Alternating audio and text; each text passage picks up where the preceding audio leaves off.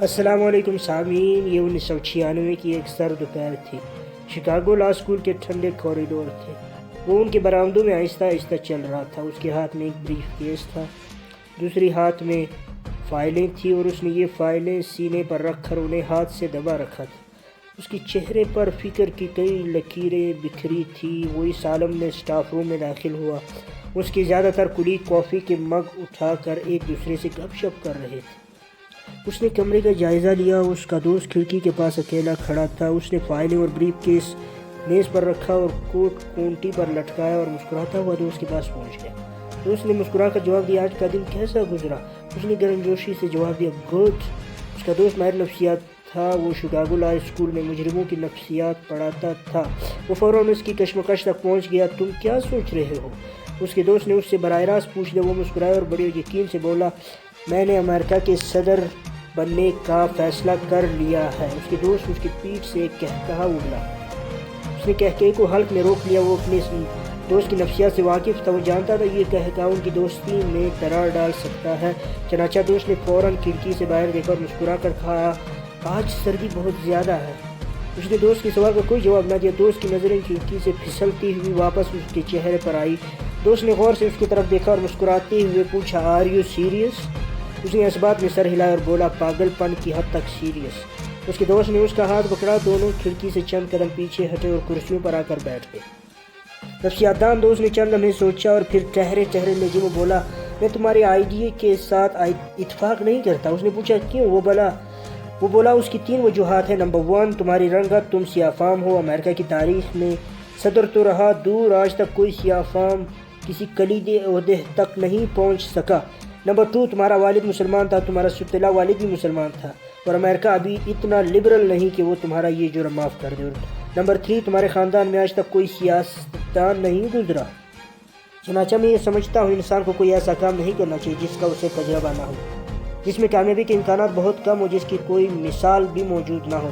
اس کا دوست خاموش ہو گیا۔ اس نے غور سے دوست کی بات سنی اور اس کے بعد بولا، میرے پاس بھی اپنے اس فیصلے کی 3 وجوہات ہیں۔ نمبر 1، امریکہ تبدیل ہو رہا ہے۔ امریکہ کے 80% لوگ مڈل کلاس ہیں، ان میں سے اکثریت گوروں کی ہے، اور مجھے ان گوروں کی آنکھوں میں اپنے لیے ہمدردی محسوس ہوتی دکھائی دے رہی ہے۔ اس ہمدردی کی وجہ 500 سال کا وہ جبر ہے جو گوروں نے میرے رنگ اور میری نسل سے روا رکھا ہے۔ امریکہ کا مڈل کلاس گورا آج اس زیادتی پر شرمندہ ہے۔ میں اس شرمندگی کا فائدہ اٹھا سکتا ہوں۔ وہ رکا، اس نے سوچا اور دوبارہ بولا، میں نے تاریخ کا بڑی غور سے مطالعہ کیا۔ مجھے تاریخ نے بتایا دنیا میں کسی قوم کا صبر کبھی ضائع نہیں جاتا۔ اس ملک کے سیاہ فاموں نے 500 سال تک صبر کیا۔ مجھے محسوس ہوتا ہے اب اس صبر کے نتیجے کا وقت آ چکا ہے۔ میں اس وقت کا فائدہ اٹھا سکتا ہوں۔ نمبر 2، میرا کالا رنگ اور میرے والد کا مسلمان ہونا میری سب سے بڑی طاقت ہے۔ میں اپنی کمزوریوں سے واقف ہوں، چنانچہ میں اپنی کمزوریوں کو بڑی آسانی سے اپنی قوت بنا سکتا ہوں۔ نمبر 3، میں یہ سمجھتا ہوں انسان قدرت کی واحد مخلوق ہے جس کے لیے دنیا میں کوئی چیز ناممکن نہیں۔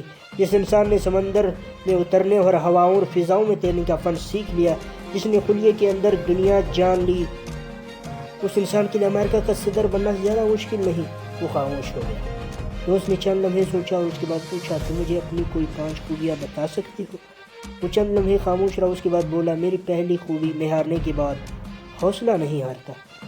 میری دوسری خوبی، میں جب بھی کوئی کام شروع کرتا ہوں تو پھر اس میں وقفہ آنے نہیں دیتا۔ میری تیسری خوبی، میں عام لوگوں کی نفسیات سمجھتا ہوں۔ میں ان کے جذبات، احساسات اور ضروریات کو سمجھتا ہوں۔ میری چوتھی خوبی اخلاص ہے۔ میں نے آج تک کسی کو دھوکہ نہیں دیا۔ میں نے کبھی برے حالات میں امید کو ہاتھ سے جانے نہیں دیا۔ میری 5ویں خوبی، میں نے آج تک صلح کو سامنے رکھ کر نیکی نہیں کی۔ میرے دوست میرے بارے میں کہتے ہیں اسے اگر تنور میں بھی پھینک دیا جائے تو اپنے پسینے سے آگ بجھانے کی کوشش شروع کر دے گا۔ وہ خاموش ہو گیا۔ اس کے دوست نے چند لمحے سوچا اور اس کے بعد بولا، میں تمہیں ایک 6ٹھی خوبی کا تحفہ دینا چاہتا ہوں۔ وہ خاموشی سے اس کی طرف دیکھنے لگا۔ دوست بولا، میں نے دنیا کے تمام بڑے لیڈروں میں ایک مشترکہ خوبی دیکھی ہے، یہ تمام لوگ مسکراہٹ اور سنجیدگی کے استعمال کے ماہر تھے۔ یہ 1 منٹ میں مسکرا بھی سکتے تھے اور 1 منٹ میں اس کے چہرے پر موت جیسی سنجیدگی بھی آ جاتی تھی۔ تم نے جس دن سنجیدگی اور مسکراہٹ کا استعمال سیکھ لیا، تم کامیاب لیڈر ثابت ہوں گے۔ اس کے ساتھ ہی وہ اپنی سیٹ سے اٹھا، اس کے سامنے جھکا اور مسکرا کر بولا، میں آپ کی کامیابی کے لیے دعا گو ہوں mister president. Chicago law school کا یہ استاد براک حسین اوباما تھا۔ اس نے 1996 میں ایک ناممکن کام کا بیڑا اٹھایا اور تمام ملاقاتیوں سے پوچھتا تھا تم امریکہ کو کیسے دیکھنا چاہتے ہو؟ 90% لوگ جواب دیتے تھے ہم امریکہ کو تبدیل ہوتا دیکھنا چاہتے ہیں۔ اس کا اگلا سوال ہوتا تمہاری نظر میں امریکہ کے صدر کو کیسا ہونا چاہیے؟ اس کے جواب میں بھی 90% لوگ کہتے تھے ایسا شخص جو امریکہ کو ہر سطح پر تبدیل کر دے۔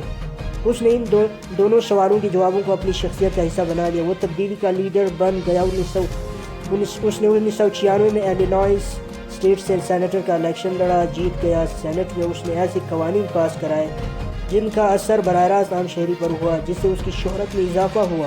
اس کی یادداشت بڑی شاندار تھی۔ اس نے امریکہ کے تمام چھوٹے بڑے صحافیوں کے نام رٹ لیے تھے۔ وہ امریکہ کا واحد سیاستدان تھا جو پریس کانفرنسوں میں صحافیوں کو ان کے نام سے پکارتا تھا۔ وہ ان کے خاندان تک سے واقف تھا۔ 2004 میں اس نے قومی سینٹ کا الیکشن لڑا اور وہ امریکہ کی تاریخ کا 5واں سیاہ فام سینیٹر بن گیا۔ سینٹ میں پہنچ کر اس نے 18 گھنٹے کام کیا۔ اس کو سینٹ کی تمام کارروائیوں، ایشوز کی بیک گراؤنڈ اور آئینی دفعات کی تفصیلات تک ازبر ہوتی تھی۔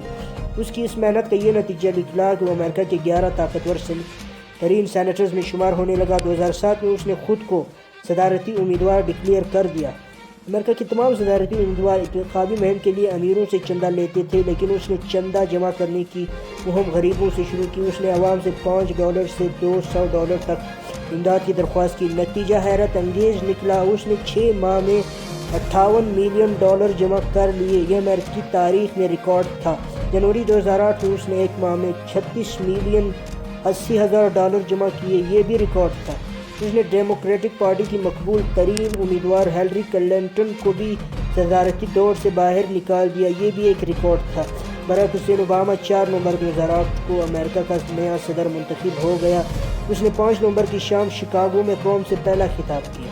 اس خطاب میں اس نے آسمان کی طرف دیکھ کر نعرہ لگایا دنیا میں کوئی چیز ناممکن نہیں، Nothing is impossible۔ اس کے ساتھ ہی شکاگو کی پوری فضا گونج اٹھی، دنیا میں کوئی چیز ناممکن نہیں۔ اوباما نے سچ کہا، باقی دنیا میں کوئی چیز ناممکن نہیں، بس حوصلہ، امید، محنت، اخلاص اور ویژن چاہیے۔ ایک سیاہ فام انسان صرف 12 سال میں دنیا کی سپر پاور کا صدر بن جاتا ہے۔ براک حسین اوباما دنیا کے ان تمام نوجوانوں کے لیے مشعل راہ ہے جو مشکل کو ناممکن سمجھتے ہیں، جنہیں اپنی ذات اور اللہ تعالیٰ کی قدرت پر یقین نہیں ہوتا، جو خود کو حقیر اور کمزور سمجھتے ہیں۔